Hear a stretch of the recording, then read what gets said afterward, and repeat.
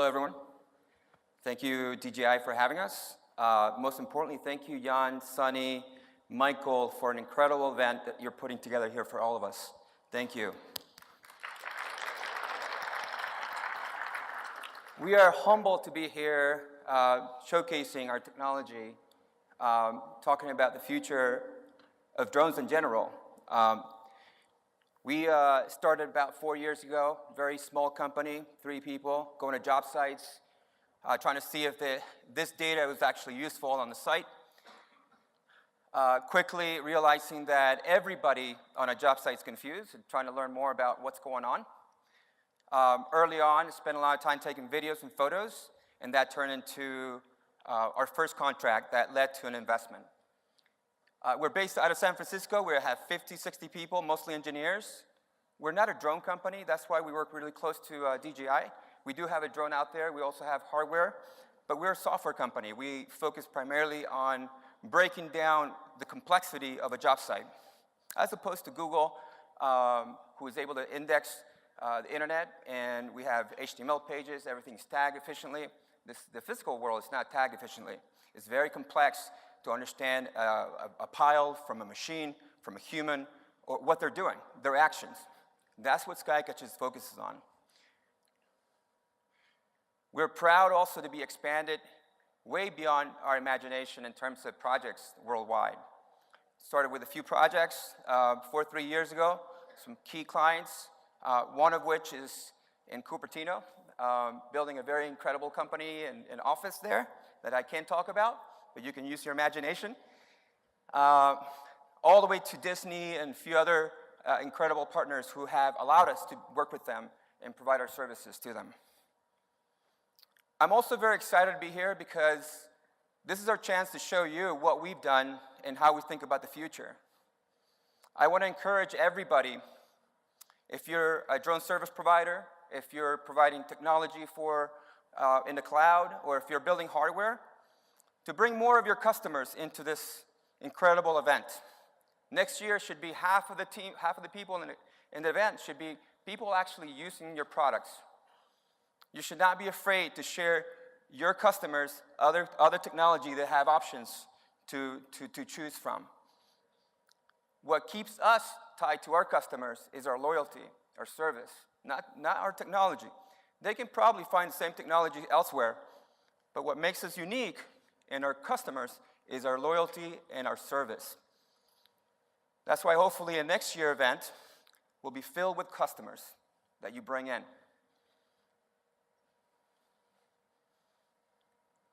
I want to provide you some context. I also want to make an announcement towards the end of the presentation. I want to make an announcement that is tied to us working closely with DJI. And also an announcement that hopefully gets everyone excited about the industry and the future of the industry. Some context. This is taken right from our customers. There are about 50 million job sites active every single year. Skycatch couldn't possibly access all of them. Everyone is going to have to play a part on this. This is why we believe strongly on something I've said to my team multiple times, that we don't have competition, meaning other companies. Our biggest competitor, all of us, including DJI, is speed of adoption. That is the biggest competitor to all of us. So we're fighting towards that. And we're also here to share with you what we've done to battle that or to remove that hurdle. Another partner is building 200 100 square kilometer wind farms every year in China alone. They're looking to scan 100 square kilometers in less than a week. Today, it takes about a month, but they want to do it in less than a week. This is something that we're working on. These are the technologies that we're thinking about. These are the enablements that we actually, all of you are going to be working on at some point. And I'm sure many of you are already. 100 square kilometers in less than a week. The reason behind that is because if you're building a farm, a wind farm, at some point you need to transfer who's paying for energy And you need to know that date exactly. Because if you're late, then you're paying two companies for the same service. So today, a wind farm company, if they're late, every single day they have to pay $100,000 per wind turbine a day if they're late. That's why it's so critical to have our technology on it. We all know this. Infrastructure is a key component of why we're here. Inspection is going to be essential for all of these massive companies who love building these massive structures. Someone needs to maintain them. Humans can't do the job. We build more infrastructure than we are able to maintain. That's why this technology is becoming so powerful for so many different companies. To scale it is a whole different challenge for us. Today we're able to put drones up there and bring our eyes in front of things that we weren't able to do before unless we had a helicopter or any other, or ladder. We're able to do that very efficiently today. But to scale it to thousands of locations or millions of locations will require automation. This is the area that we focus on. This is the area that a lot of companies here are already thinking about. Another piece that we're very excited about and also motivates us is the impact this automation, your companies, is bringing into society. We truly believe that automation across the board, not just drone automation, but all machine automation at some point is going to bring full economic equalization. It's going to commoditize building things. It's going to be so easy to build things that you don't have to pay a huge sum of money to get something. And we like that future because there are a lot of people who don't have homes in the world. And I think deep inside, being able to be part of that is important to all of us. Human is a bottleneck. The reason why I put this up there is because we've always been the bottleneck. Since the Industrial Revolution, we've been the bottleneck. Since 1991, when I built my first aircraft, and it was gas-powered, had no autopilot, and all I did was making sure that I didn't crash because I had to have really good control of the sticks. We don't have to have that anymore. But before, that was a bottleneck. Today, we don't. We don't have it. And what that says is that we will continuously evolve towards automation. That's just the future, which means we need to remove ourselves from the process of being the thinking, making the thinking for the data collected, or being the ones who actually simulate automation. At some point, we will remove ourselves from that. That's where DJI is making the biggest impact to us by building an infrastructure that we can sit on top of to enable this automation. As a company, many companies here as well, you may be a pilot service provider today, but I believe 5 years from now, you're going to be a data company.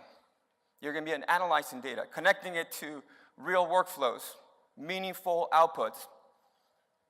Today, we have deployed in tens of thousands of projects, but our solution that I'm going to talk about in a minute is being deployed in thousands of places in Japan and Australia. And I want to invite you to go see our amazing Skycatch team in the back to tell you more about what we are doing to enable this. There's a great amount of human input in every flight that we do. Every time we take a drone up, every time we take a drone down, every time we pull the data out, there's a lot of human input and interaction. That needs to be removed in order for us to get to that scalable world. Data is disconnected, you have to connect it. You look at it, make sense of it, and then you input something. That's what's happening today. The human-to-machine dependency is very strong today. That is what we're working towards eliminating or removing. This is the past, this is really today, and this is the present. People flying drones, actually getting server-grade data using these incredible tools, and it's going to get more and more like that. It's going to be less manual effort and more automated systems.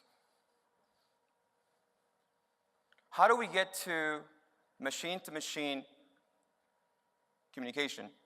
This is something that today, for example, Someone has to put a battery on, put the mission in, pull the data out, or synchronize the data to the cloud. Someone needs to view it, look at it. Someone needs to do volumetric measurements. Someone needs to talk to someone how that's important. There are a lot of steps in the process. Today, it's nearly impossible to do machine-to-machine automation, but it'll get there. I think the first step that we did, the closest to machine-to-machine automation that we've done is with Komatsu. Today, Komatsu has a fleet of bulldozers that are fully automated. There's a human in the cockpit, but it's only pushing forward. This means our units take off, they collect the data, they get high-precision data, they process it to high-precision data point clouds, they remove all the objects from the ground, and then they pass it on to the cloud, to their cloud, to do the routing for the bulldozers. And then the bulldozer takes off. It's incredible to watch. Bulldozer takes off, moves the earth, takes more photos using their stereo cameras, and then sends it back to us to recreate the point cloud and do the same thing over and over again. That's the first time I've ever seen machine-to-machine automation. This happened back in 2015. Now they're launching that product all over Japan, all over the world, actually. End-to-end automation will impact everybody. Machine-to-machine is going to be essential for us to get to that world. Operating at scale is something Jan talked about. Operating at scale is going to be essential as companies become more mature. We've seen that with Komatsu. Komatsu started asking for pilots, started asking for GCPs, started asking for all of these manual steps. Komatsu is asking now for how do we deploy 20,000 units and manage them without having people involved. This is the pressure that you're going to get from your customers to start scaling. This is how you need to start thinking about. That's why Flight Hub is an incredible tool that DJI just introduced. This is something that you have to fully embrace. I can't wait to see the tools that we will come up with together in the next year. So how do you make sense of the data being collected? How do you make things automated? We got into artificial intelligence about 1.5 years ago. How many of you know about artificial intelligence? Okay. How many of you know how it works? Raise your hands. Okay. How many of you have a smart trained deep learning model at the office? Nice. Wow, pretty impressive. So teaching the machines does not require you hiring a programmer anymore to code and look at pixels and figure out, where's the pixel on the photos to automate something. With AI, you can just train an algorithm that will output smart models. You don't have to have the engineers involved anymore. You can train and create a neural network. The real value of AI, at some point, is how smart are your neural networks. That's why people have not gotten into this anymore, yet. This is where we're getting into. This is something that companies are already asking for. Do you have trained models to detect forklifts? The efficiency of forklifts? The efficiency of excavators? These are things that are going to exist that we're working on, that other companies will be working on as well. Do we have trained smart models that will detect defects on wind turbines or any other object? These are some of the things that you'll see in the future, in the very near future. These are things Komatsu is asking for today for us. These are the areas that I believe every single person here in this room should be knowledgeable about. These are the things you need to bring back to your customers so they can start thinking about this. For those who don't have experience with artificial intelligence, this is a very simplified flow of how it works. No different than facial recognition. You give it lots of photos of the same person. You label it as, this is George. And then eventually the system knows how to recognize the pixels on those photos. So you give it another photo that looks completely different, it's able to recognize the patterns of the pixels on its own. Same thing with doing this in construction. You take lots of videos and photos. Videos is a bunch of frames. So the advantage of using video is that you can have thousands of frames as the labeling process. The more video, the more photos you have, the smarter your models, the smarter your AI. And this is what we do. We actually have a video example that we can show you on the podium of identifying a bulldozer or any truck as it's operating. We know what it is. We know which action is operating. And this can be translated into log data that can then be ingested into any kind of workflow. This is what we're doing with Komatsu today.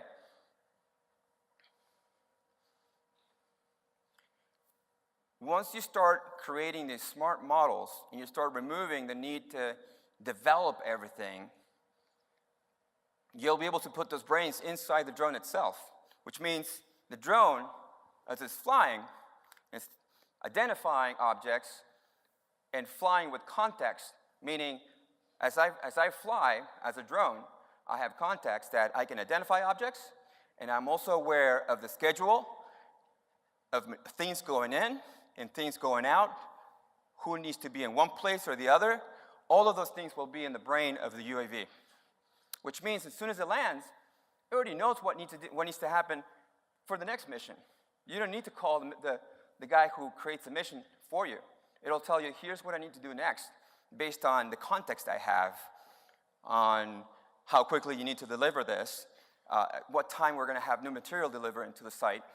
All of those things will be integrated into one single place. This is happening. This is something that we're prototyping with Komatsu. These are the things that you'll be able to build on top of the M200 or the Phantom 4 at some point. You can put a lot of that intelligence into the new smartphones. You can also use our platform. How do you scale that? So once you have one machine with the smart model, right? How do you scale it? So managing models, managing AI on the edge is going to be very important. These are things you have to start thinking about. How do I manage a smart model on the edge, on the cloud? How do I make it smarter, just like Tesla does? Tesla is extremely sophisticated. People think it's a car company. It's not. It's an AI company. They evolve how to manage these deep learning models at scale. They have thousands of them, and they're making them smarter every single day. If you drive a Tesla, you think you're driving. You're teaching the AI. When you put stop, when you turn, that's a labeling process that's happening in the background. That's telling their AI, and it's making it smarter. That's incredible.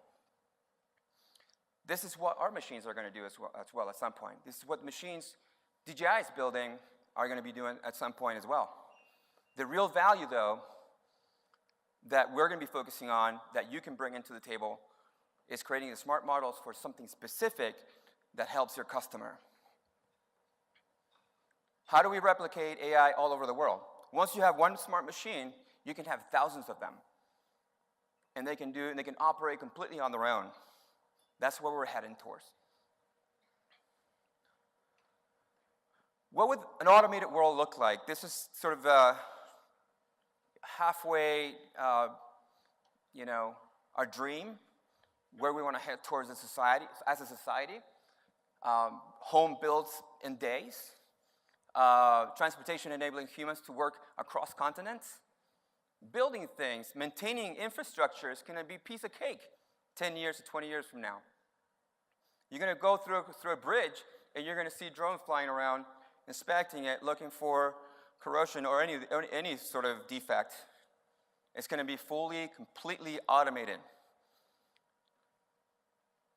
I believe that at some point, if we bring full automation, we're also going to be able to enable a carbon-free world and food freely available for everybody. I truly believe that. I believe that we can be completely 100% self-sustained. So this is what we believe the future for managing drones and operations looks like. Operating at scale means you're not going to have someone operating the drone. As much as I love flying drones myself. I built them early on when I was building Skycatch, but I also love the automation aspect of it. I love the fact that I can make something smart and have thousands of them and fly them from a computer. That's the future. That's what customers are asking for. This is not made up future stuff. This is stuff that our clients, our customers are asking for and demanding. Who has built technology to enable this? I think that's where the opportunity becomes more real. What's next? So our company focuses on making the collection, the understanding and interpretation of the data more accurate and more reliable. That's what we focus on. We have an end-to-end solution that gives you centimeter accuracy data in a very short amount of time, and you don't have to use any external tools to do that. To enable that, we built what we call Edge 1. This is a system that you'll see out on the podium. And Edge 1, this is not a real one, this is that prototype. So the Edge 1 has the ability to serve as a base station. How many of you here are familiar with GCPs? Okay. How many of you are familiar with surveying? Got it. So all of you are familiar with what you're capable of doing with this. So you can connect this to any RTK network. You can feed it a survey location into it and place it there. You can also, if you're in a location that has no RTK network and you have no survey data, you can actually place it there for 30 minutes and it will become your RTK network for you. On top of that, this unit is capable of processing data. We have an Nvidia chip that will give you the ability to not only process data through structure for motion, but also it will give you the ability to do things more advanced, like removing objects from the data, creating contours, creating DTMs, DSMs, all through this machine right here. Our partners, Komatsu and others, are using this not just for processing, not just for high accuracy, but they're also using it to run AI models into the system. So if you have your own AI research, if you're trying to have your teams label data so they can train the network, this is also capable of federated learning. So you can have thousands of them and thousands of trainers training your smart models at some point. We're not going to be the owners of all smart models. There's going to be so many variations of it. You'll be able to host them here. With that in mind, one of the things that excites me the most is what's going to be AirWorks next year. It's going to probably be much bigger than this. It's getting bigger every single year. Not sure if we'll be diamond sponsors, but who knows? Maybe. But we want to see this grow. We see this as a family.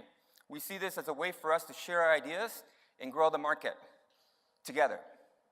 We may compete out there with some of you, but we're all part of the same family. We're all growing the industry together.